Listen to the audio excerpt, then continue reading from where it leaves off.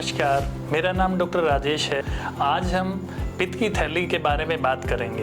पित्त की थैली कहाँ होती है, शरीर का अंग है, ये कहाँ पे रहता है, क्या काम करता है और पित्त की थैली में जो पथरियाँ बन जाती हैं वो क्यों बनती हैं और कैसे बनती हैं और उनके ट्रीटमेंट ऑप्शन क्या हैं, सर्जरी ज़रूरी है या नहीं, हम इसके बारे में बात करेंगे।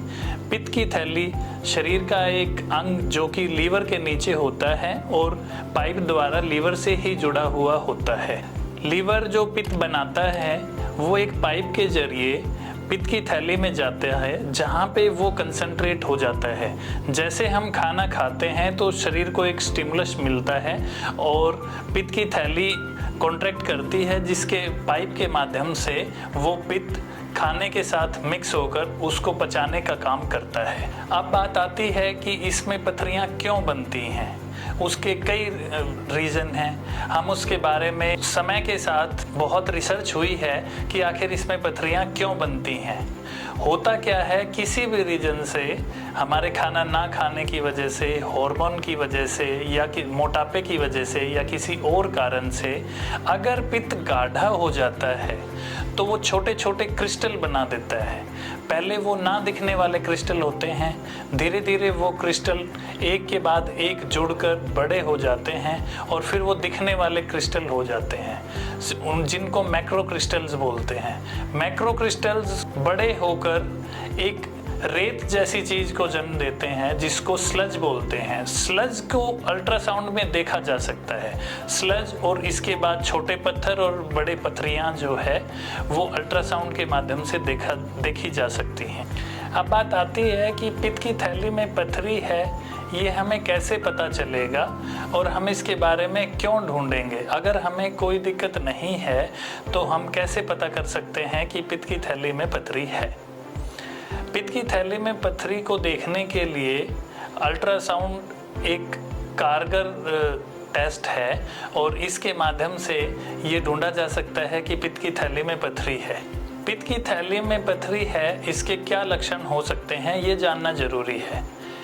एक तो हम किसी और वजह से पेट का अल्ट्रासाउंड करवाएं और हमें पित्त की थैली में पथरी का पता लगे और हो सकता है मरीज को कोई भी लक्षण ना हो किसी भी तरह के। दूसरा, पेट में दर्द हो सकता है, उल्टियाँ हो सकती हैं और अगर पित्त की थैली की पथरी निकल कर आगे चली जाए, जो कि पित्त के रास्ते में फंस जाए, तो मरीज को पीलिया भी हो सकता है और जिससे बुखार आना, अगर इन्फेक्शन हो जाए तो बुखार आना शुरू हो सकता है और बाकी दिक्कतें शुरू होती हैं।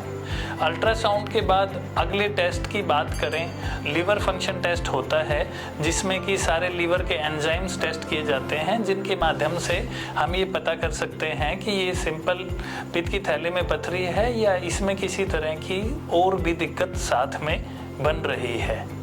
अगर पित्त की थैली में पथरी है तो ज़रूरी है कि इसकी सर्जरी की ज़रूरत पड़े। आम लोगों का एक सबसे बड़ा प्रश्न ये होता है कि अगर पित्त की थैली में पथरी है और मुझे कोई दिक्कत नहीं हो रही है तो इसमें ऑपरेशन की ऐसी क्या ज़रूरत है कि मुझे ऑपरेशन क्यों करवा लेना चाहिए या इसमें क्या फ़ायदे क्या नुकसान होंगे। इसके बारे में मरीज हमेशा जानना चाहता है।